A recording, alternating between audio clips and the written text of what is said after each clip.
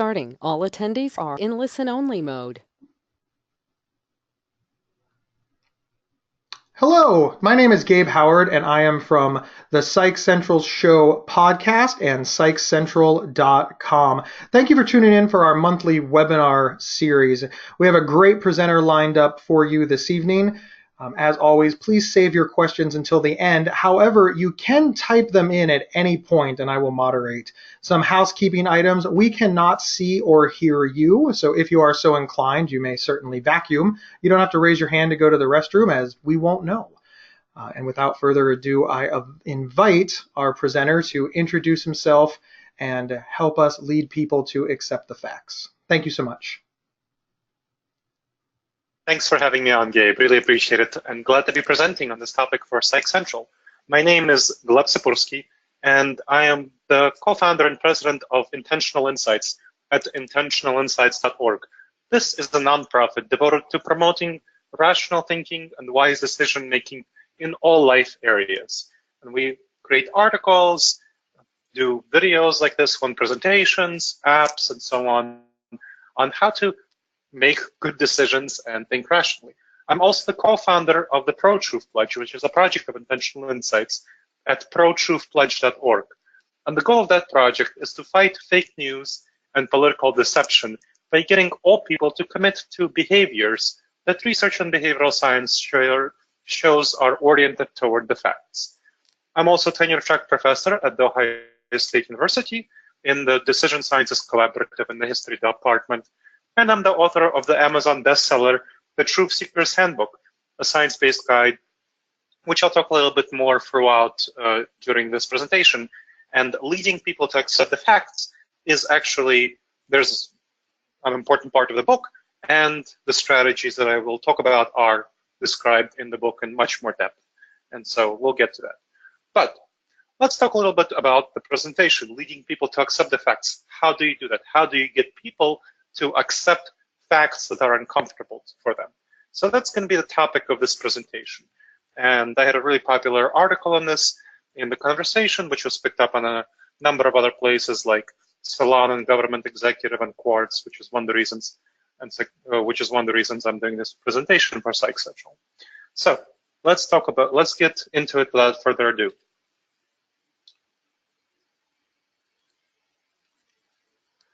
Is truth denialism common? So that's kind of a question that I get asked often.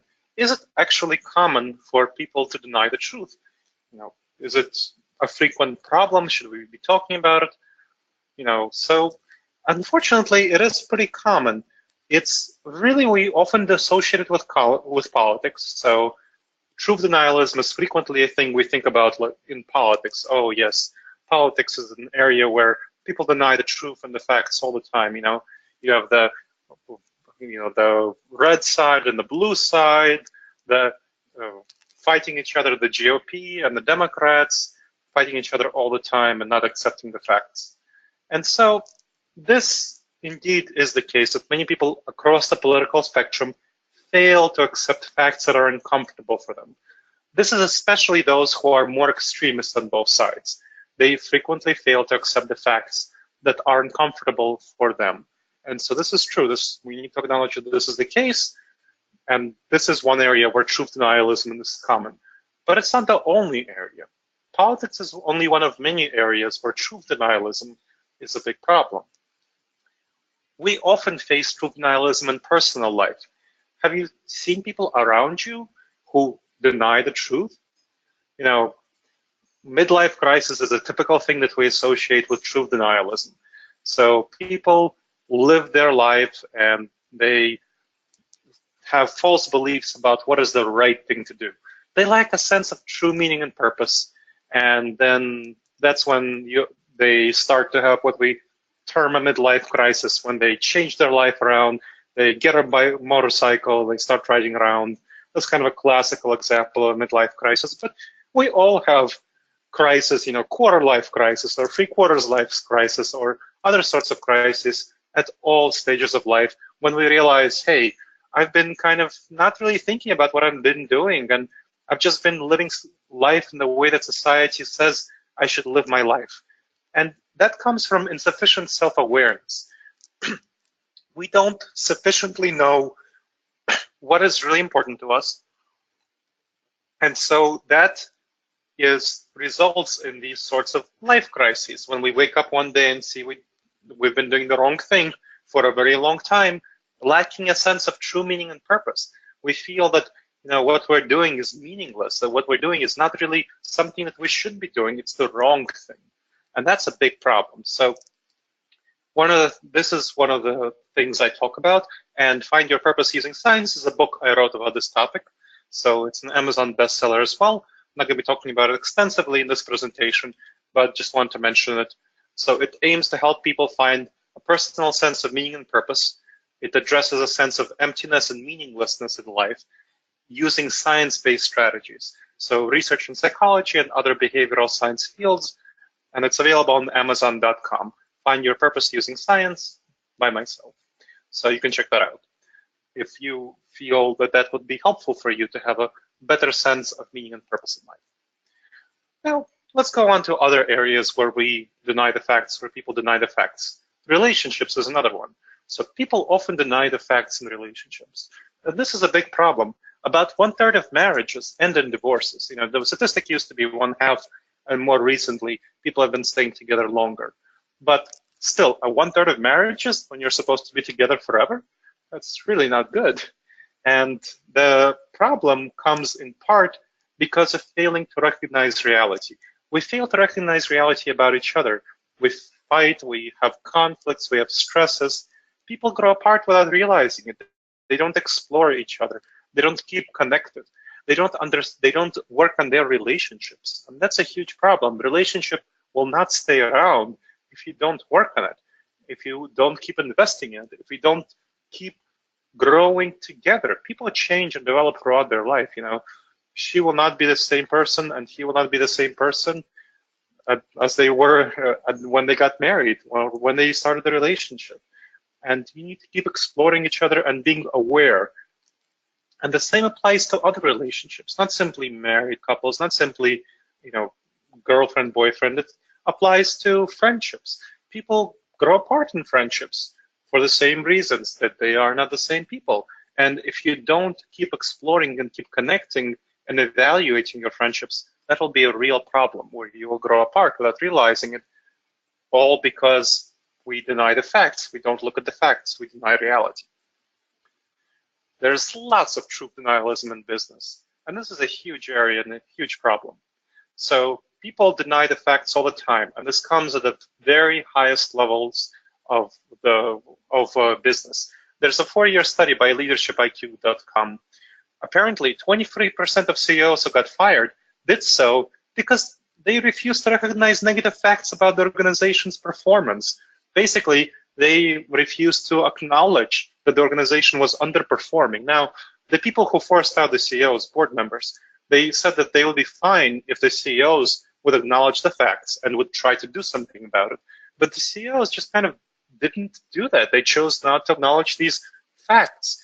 And truth denialism is, in fact, is common not only among CEOs, but at all levels of organizations and by solopreneurs as well, by individual professionals, people who keep denying the facts about the reality of their business. And this is a huge problem. And so big that there was actually a book written on this topic by Richard Tedlow, Why Business Leaders Fail to Look Facts in the Face and What to Do About It. And he described this problem, let me quote it, as denial is the unconscious belief that a certain fact is too terrible to face and therefore cannot be true. It turns challenges into crises, dilemmas into catastrophes. It's the single greatest obstacle business leaders face. And Richard Tedlow is a professor at Harvard Business School. He knows what he's talking about. This is a quite good book, and it talks about why business leaders engage in denial. And again, it happens on all levels of business. It's a big problem. It's something that you should be really wary of. So what makes us deny the facts? Well, there's a cognitive bias that is called the Ostrich Effect, where people avoid acknowledging emotionally uncomfortable facts. And this is a big problem. We don't want to acknowledge them. Now, why don't we acknowledge them? There's a myth that ostriches stick their heads into the sand when they see threats. And it's not true, but that's kind of where the name, the Ostrich Effect, came from. So this refers to us choosing to avoid psychological pain. When we face these negative facts, if we actually face them, if we acknowledge them, we would have to feel psychological pain. We would be uncomfortable. And no one wants to experience this discomfort. And so we choose to ignore these facts. And it applies to all things. It applies to relationships. It applies to personal life. It applies to politics. It all comes back to psychological pain, to suffering. We don't want to suffer. And that's why we ignore the facts, because we don't want to suffer. And hey, I get that. No one wants to suffer, right? So it's very simple and very easy to choose to ignore facts. And in fact, it is, from the perspective of not suffering, it seems intuitively good to not suffer and ignore these facts. It's bad, it's terrible, it's horrible in the long term, because when we ignore facts in the long term, we make really bad decisions and destroy our lives because of these bad decisions. But in the short term, it makes emotional sense to ignore the facts. And this comes back to our thinking systems. So we are not a cohesive, rational, reasonable self. So the picture on the left shows who we think we are. We tend to think that we are this logical, brain thinking self, but really the research on this topic by Nobel Award-winning scientist Daniel Kahneman and so many others shows that what we really are is a small rider of reason and logic on top of a beautiful striped elephant of emotions, intuitions, gut reactions, instincts. And that's what really drives us. So we're most of our drivers, 80% or so, are emotional. And this is crucial to recognize for how we deal with facts, how we deal with reality. The elephant part of us, it's been referred to as the elephant and the rider dynamic, heuristic. So the rider is the logical small part of us that's on top of this elephant of emotions and intuitions. So system one is the elephant system. It's often referred to as the autopilot system, so I prefer that name. So it's the autopilot system.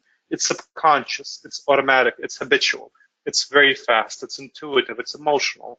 So this is the part of it that drives these intuitions, these emotions. It's the part of it that drives us to not accept the facts because they feel uncomfortable to us. They feel uncomfortable emotionally. They cause emotional pain.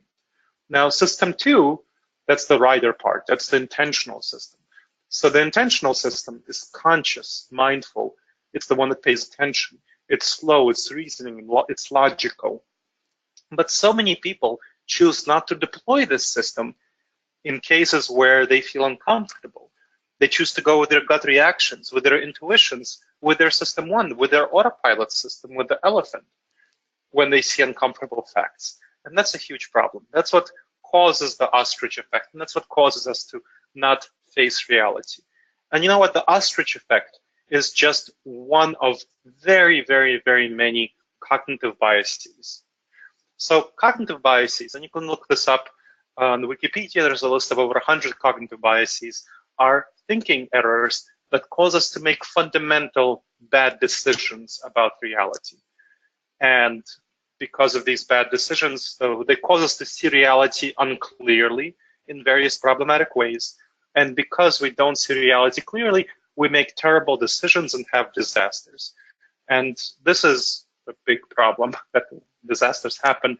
I'm hired as a consultant and speaker often by companies, corporations, nonprofits to come in there and address the cognitive biases that their members, staff suffer, but cause them to make disastrous decisions. So I get paid a lot of money for this.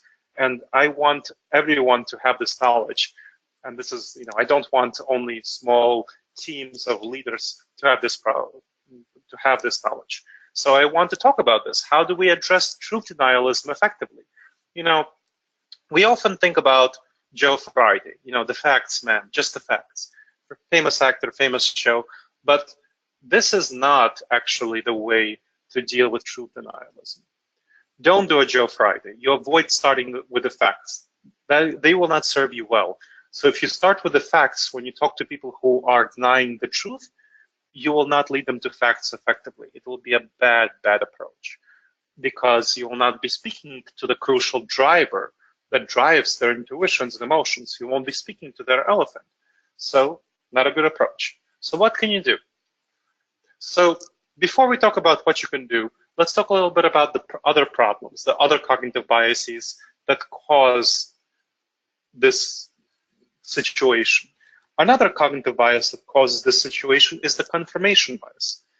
So that's the bias where we tend to look for an information and interpret it in ways that confirms to our current beliefs, not in ways that match reality, but ways that conform to our current beliefs.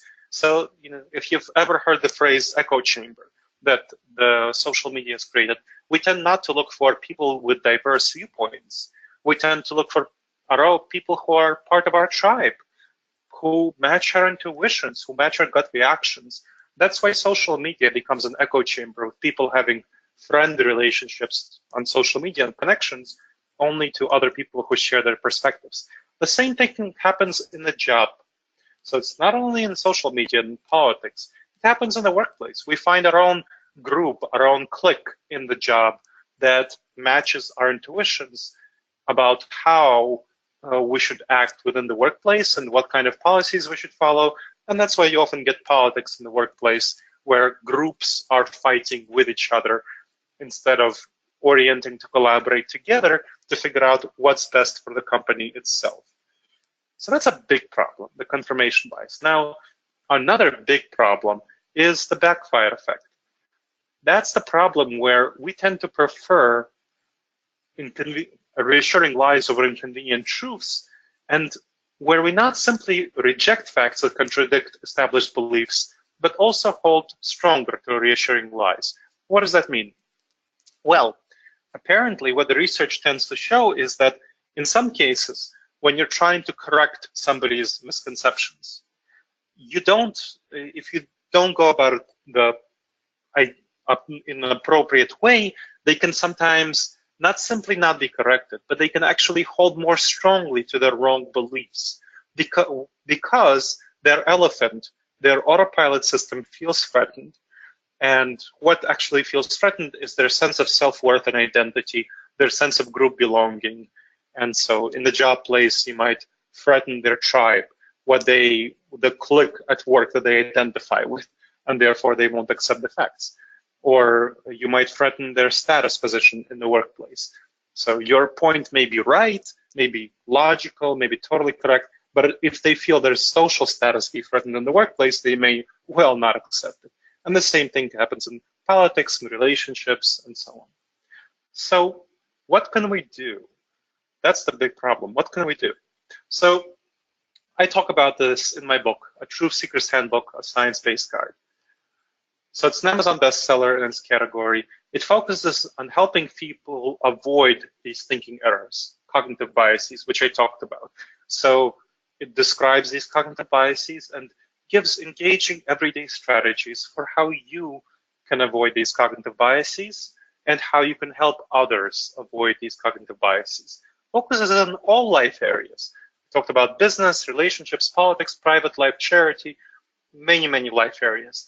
That's what the book is about. How do you avoid these cognitive biases, and how do you help other people avoid them? And it's available on Amazon.com. It's a bestseller, so you can check it out. But here's a strategy that comes from this book that I wanted to share. EGRIP. So this is a strategy that you can use to effectively communicate to people who aren't accepting the facts, to lead them to accept the facts. So EGRIP is an acronym, as you can see, combined of 5 things: emotions, goals, rapport, information, and positive reinforcement. Again, that's emotions, goals, rapport, information, and positive reinforcement. Now, that's the strategy. How does it work in practice? Start with emotions. Emotions, the autopilot system, is what is the block. If you see people not accepting clear facts, you need to recognize and understand that it's their emotions, it's their autopilot system that's causing them to not accept the facts. They feel some kind of psychological pain around not accepting the facts, and it's something you have to empathize with. You can't just wish it away. You have to understand that these people are feeling pain, and they're feeling pain if you present them with these facts. Well, how are they going to accept these facts if they feel pain around them? Now, some people who have skills around critical and rational thinking, they have training that enables them to go through this pain. But most people don't have this training in rational critical thinking. In the job place, in politics, in personal life, in relationships, they don't have this training. So you shouldn't assume that other people will have this training. What you need to do is deploy the skill of empathy. And empathy refers to understanding other people's emotions.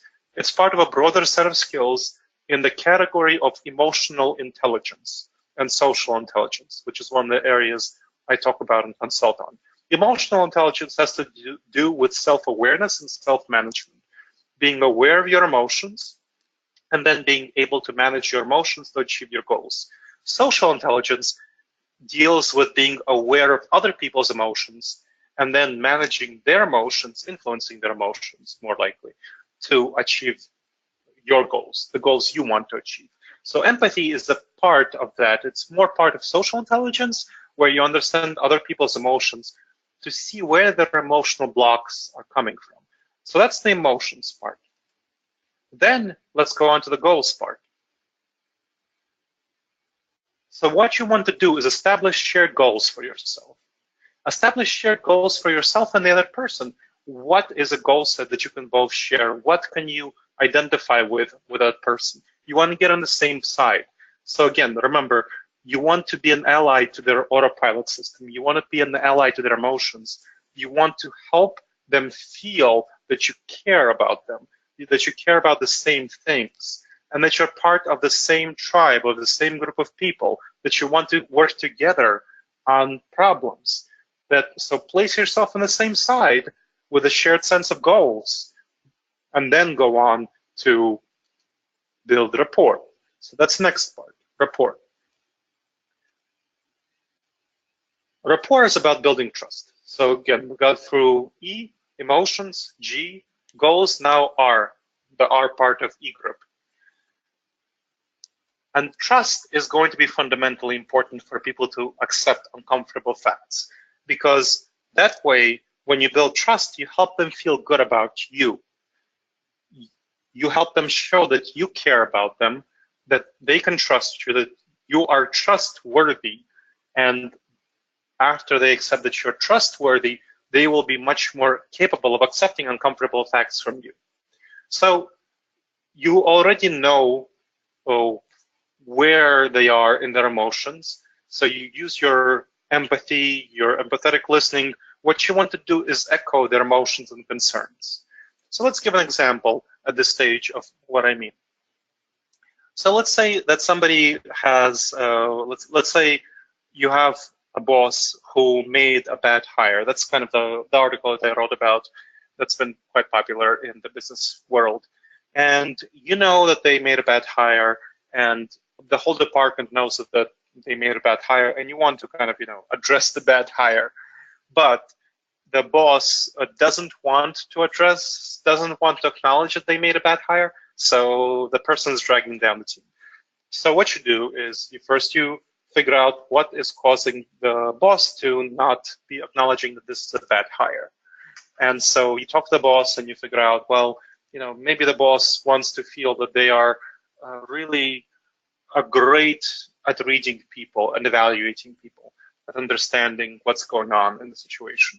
So then maybe that's impeding their ability to evaluate the situation accurately and acknowledge that they made a bad hire. So then you establish shared goals for both of you. And your goals might be that, hey, you want to make sure the company is as profitable as possible, and that's a really great strategy that the company is doing really well, and that's your financial goal. And then you build rapport. So you can talk to the boss about saying, hey, we really both care about the goals of having a really profitable business, and let's say you have another goal of having a great team spirit. So you have that goal of having great team spirit. So together you want to make sure there's a great team spirit. And so you echo their emotions and concerns. Say, hey, so I totally understand. It's really important. It's a really important skill set to be able to see people, to evaluate people well. That's really great. And then you want to mirror their language, tone, style of engagement. So how do they sit when they talk about this topic? What tone do they use? Do they use a tone of confidence? Do they use a tone of concern? Their style of engagement. Validate their feelings as real and worthy without agreeing with their suggested solution. So talk to them about how it's natural to want to have a great skills at reading people. But this is a really important skill set, totally understandable why they would want that and why they would feel proud of their ability to read people well. So that's the rapport building part. Now, one of the things about the rapport building part is that you want to convey credibility for yourself. And so here, I mentioned previously that I'm one of the co-founders of the Pro-Truth Pledge project. And this is a great way for you to build credibility for yourself. It's a really effective way.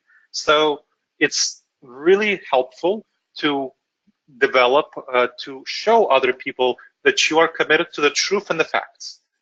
And say, as part of building rapport, and also as part of sharing the same goals, you can say, hey, we want to make sure that we're looking at the facts as they are, not looking away from the reality. We want to make sure that we're focusing on the facts, and you can talk to the other person. You can tell them that, hey, I took the Pro-Truth Pledge at protruthpledge.org, and I want to welcome you to hold me accountable to the Pro-Truth Pledge. So encourage them to hold you accountable to these behaviors, and you can see if the other person will agree to abide by the pledge for the sake of the conversation, if not for their whole activities. And here are the behaviors of the pledge, just so you can check it out. So you want to fact check information to confirm it's true before accepting and sharing it. Logical, makes sense, right? Share the whole truth, even if some aspects don't support your opinion. Share your sources so that others can verify your information. Totally legit, you should definitely do that. Distinguish between my opinion and the facts. That's really important in order to have a truth-oriented conversation. Acknowledge when others share true information, even when we disagree otherwise, so that other people feel validated and they feel heard. That's kind of the mirroring and echoing. Reevaluate if your information is challenged and retract it if you can't verify it. Very truth-oriented behavior. Defend others when they come under attack for sharing true information, even when we disagree otherwise. So this is really important for going across our tribes. We talked about the tribalism being a huge problem, and this is really important for going across those tribes when we don't agree on anything, but we can agree that the facts are the facts. You want to align your opinions and your actions with accurate information. So if you believe something is a fact, your behavior should show that. Then you want to talk to other people and ask people to retract information that reliable sources have disproved, even if those people are your allies, even if they're part of your tribe. Compassionately inform those around you to stop using unreliable sources, even if these sources support my opinion. So whether you're a Republican and Breitbart.com is something that's really unreliable on the Republican side, or you're a Democrat, Occupy Democrats is something that's really unreliable on the Democratic side, you don't want to encourage the use of these types of sources.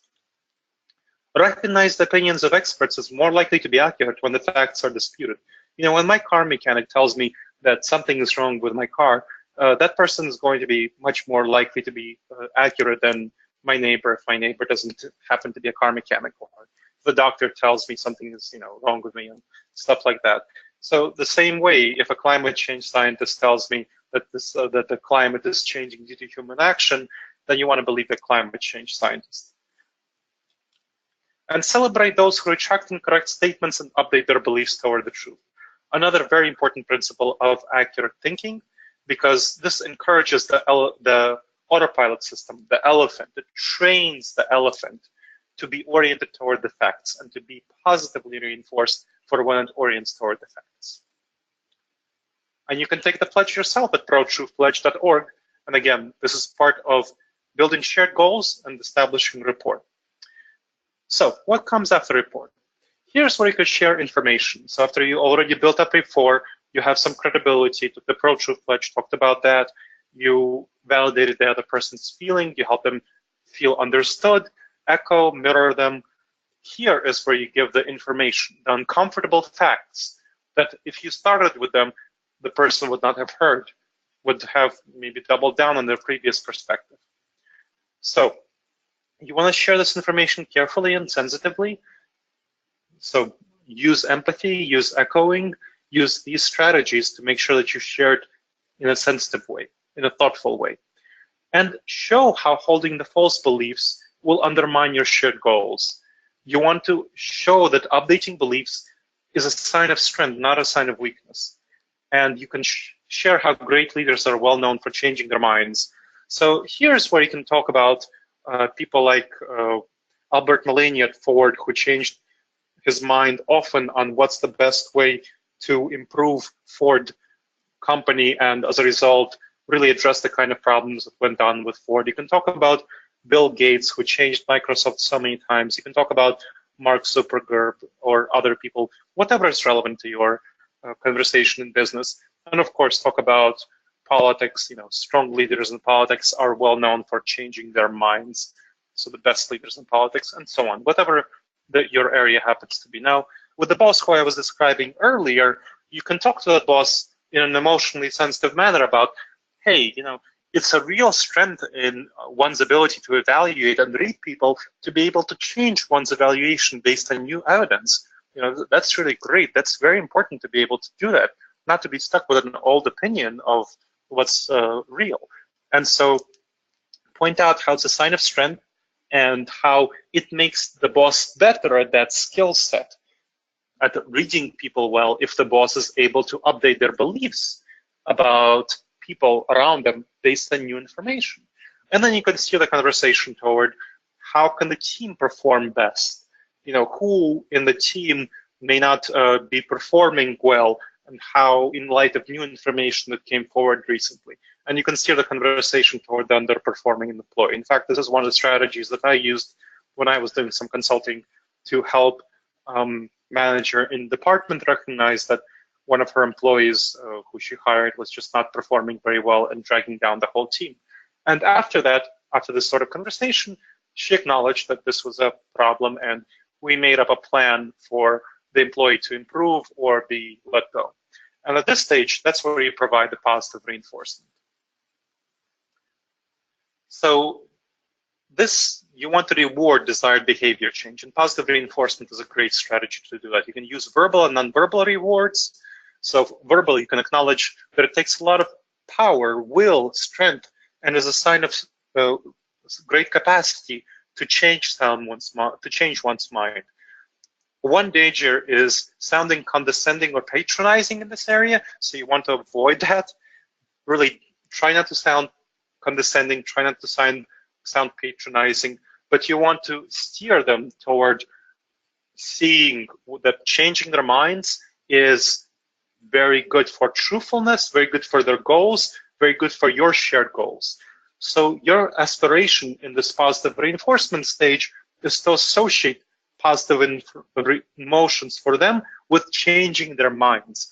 And this is great if you can do that, because you will not have to have this conversation 5,000 times with the same person.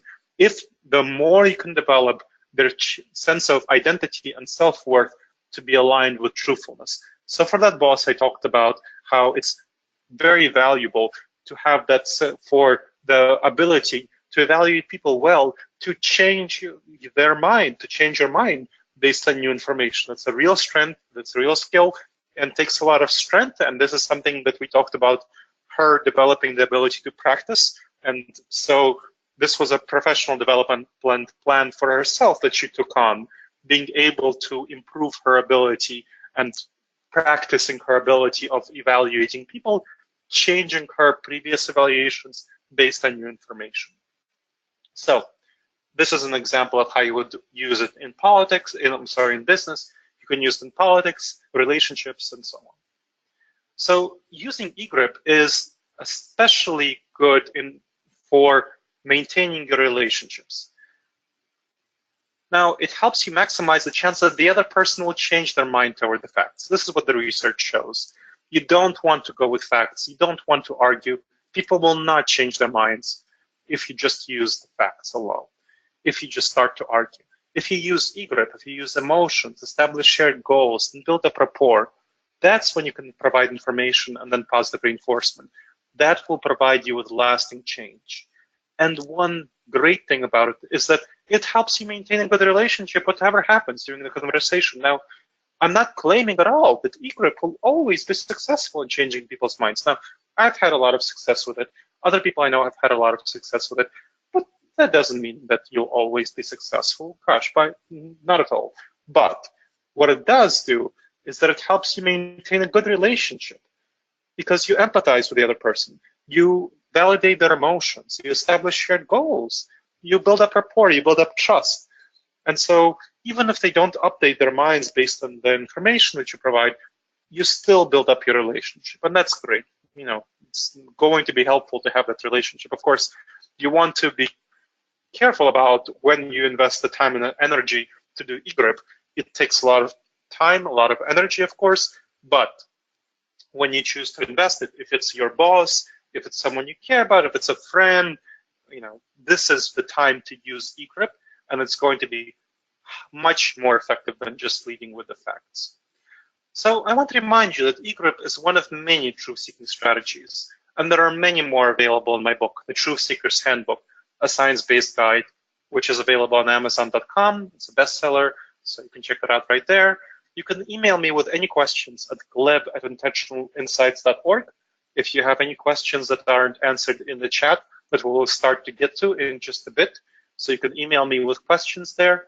You can check out Intentional Insights, the nonprofit where I serve as the volunteer president at intentionalinsights.org. I'm passionate about this cause. I donate my time to it. I donate 10% of all of my income to it, to intentionalinsights.org, because I see people making bad decisions because of false beliefs as the biggest problem that we can address in our society. It's huge. It's really important. And that's one of the reasons that I'm leading, one of the leaders, co-founders of the Pro-Truth Pledge effort, to fight fake news and post-truth politics, to fight political deception of all sorts. So that's the Pro-Truth Pledge is focused on business, but more on politics and journalism. So we have a number of CEOs taking the Pro-Truth Pledge, but we're targeting more at business, not simply business leaders, but at politicians, journalists, and so on. So that's what the Pro-Truth Pledge is about. And at this stage, I want to open it up to discussion, and I look forward to hearing what questions any of you have. Thank you very much for listening. Well, thank you so much. It'll just take a moment to give folks an opportunity to type in some questions here. So thank you. How are you doing today, sir? I'm doing really quite well, thanks. Wonderful. Thank you so much. Excellent information. We'll just give folks an opportunity to type it in. All right, questions are coming in. The first question is, how do you deal with people who believe that they are experts because they did a Google search or something of the like? So when you deal with people who think they're experts, ask them where they got their information from, and then you can explore the nature of the information. So now you're already talking about the facts. Then you can talk about what are credible sources. Where did they get their information? What sources are credible? You can talk about reliable websites. So a website that I like to direct people to is mediabiasfactcheck.com. So that's a website that does not simply fact checking, which is really good. And that's, there are other good fact checking websites out there, like factcheck.org, which is part of the University of Pennsylvania. But Media Bias Fact Check also evaluates the bias of any media sources. So that's a very valuable thing to talk about if you're talking about a politically involved issue. So then you can look at what is the reporting like on sites from the right, what's the reporting like from sites on the left, what's the reporting like from sites in the center, and then you can actually have a conversation about the facts. I think that's actually quite good progress when you can look at the facts and have conversations about that. Thank you so much. There are more than a few people asking for specific recommendations for reliable websites for fact checking. I know you just mentioned a couple there, but can you be more Yes, deliberate about it? sure. Yes, so one of the things that I always recommend is the fact check engine, Google search engine at the Pro Truth Pledge. So if you go to the Pro Truth Pledge, you will see that you will see the Pro Truth Pledge, and the first behavior described there is fact check. And the fact check has a link. So if you click on the link, it'll take you to the Pro Truth Pledge fact check search engine, which searches a number of reliable and credible fact checking websites. So it's great if you just want to look and search for, hey, what are credible fact checking websites saying about this topic? And if you want to look at individual fact checking sites, like I said, mediabiasfactcheck.com is quite good, factcheck.org. That's associated with an academic institution, so I always like that. There are other good fact-checking websites. Ones like PolitiFact and Snopes, they tend to be pretty good. I prefer factcheck.org because that's associated more with an academic institution. And in general, what you want to do if you want to look at fact-checking websites is go to the Poynter Institute, Poynter. And that has a number of organizations that have agreed to abide by code of conduct, a fact-checking code of conduct. So if you look at those organizations, you will at least look at the organizations that have committed to a certain code of conduct. And so that's better than finding a random organization that's out there. Wonderful, thank you so much. The next question is pretty interesting, actually. It says, how can your EGRIP approach, or the approach of getting people to recognize facts versus their emotional feelings, be used in psychotherapy? So this is an excellent question, and I have a number of psychologists who talk about this topic. So in psychotherapy, it's often validating the other person's emotions. So psychologists can approach it this way, with validating the other person's emotions, helping them feel validated. I'm not saying their emotions are wrong or bad. So one of the things in psychotherapy is kind of exploring people's beliefs. What are the people's beliefs that cause their emotions? So if you say that somebody's emotions are wrong, they will feel defensive and resentful, and they will shut down. Or sometimes they'll feel aggressive and attack you, and you don't want that either. So if you validate their emotions, say, your emotions are understandable, rather than saying, your emotions are pointing at what's real. There's a difference between those two things. And when you say that your emotions are understandable, so then your emotions are understandable, then you go on to talking about your shared goals. And that's where in psychotherapy you would talk about what goals do you want to achieve. Most likely you'll want to achieve the goals of having emotions that are in accordance with reality. So that's a very appropriate topic to discuss in psychotherapy. What kind of beliefs do you have? Are your beliefs in accordance with your reality? Are your emotions well calibrated to fit the reality? Or are they out of whack? I go to therapy myself, and it's one, I suffer from a social anxiety disorder and other forms of anxiety challenges. And it really helps me to talk through things, to recognize when my own beliefs are out of whack with reality. And so that's really helpful to discuss that. And then you can establish those shared goals and build up rapport, sense of trust. And that's where you can provide information about, well, hey, let's talk about this specific situation. I'm talking from the perspective of a therapist, where your beliefs, from my observations, are out of line with reality, and this is how it might be harming you. So how can we address this situation? And then give positive reinforcement, of course, for the person changing their beliefs. It's all about behavior change. And belief change, and this is what it's about. Thank you so much. This next question says, in the case of somebody who is intentionally lying, so EGRIP won't work. They're doing it to mislead for personal or political gain. How do you out that person? The question kind of goes on for a little more, Sure. speaking about political figures, but it basically sums up with, how do you call somebody a liar when the facts are on your side? Yep, that's a very valid question.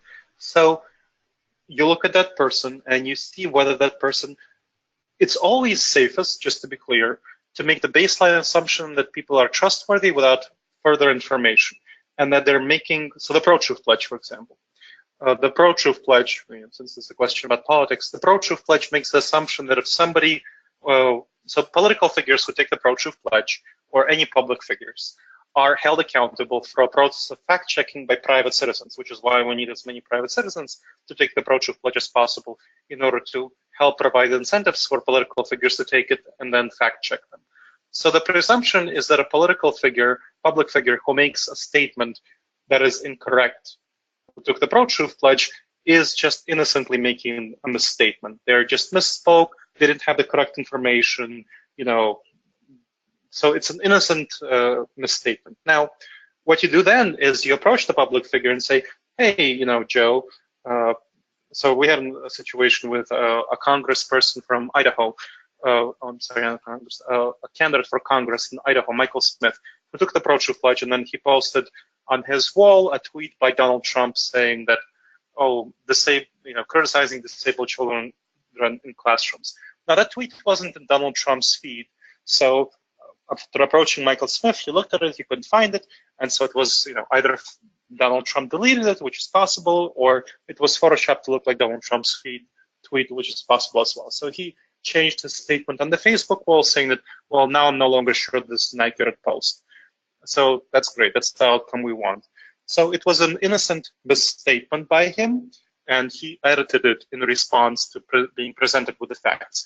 And this story shows you how you can out someone as a liar. Now, if we went to Michael Smith and we told Michael Smith, hey, this tweet isn't in Donald Trump's feed, and Michael Smith failed to change his beliefs based on a clear evaluation of reality. That tweet was clearly not in Donald Trump's feed.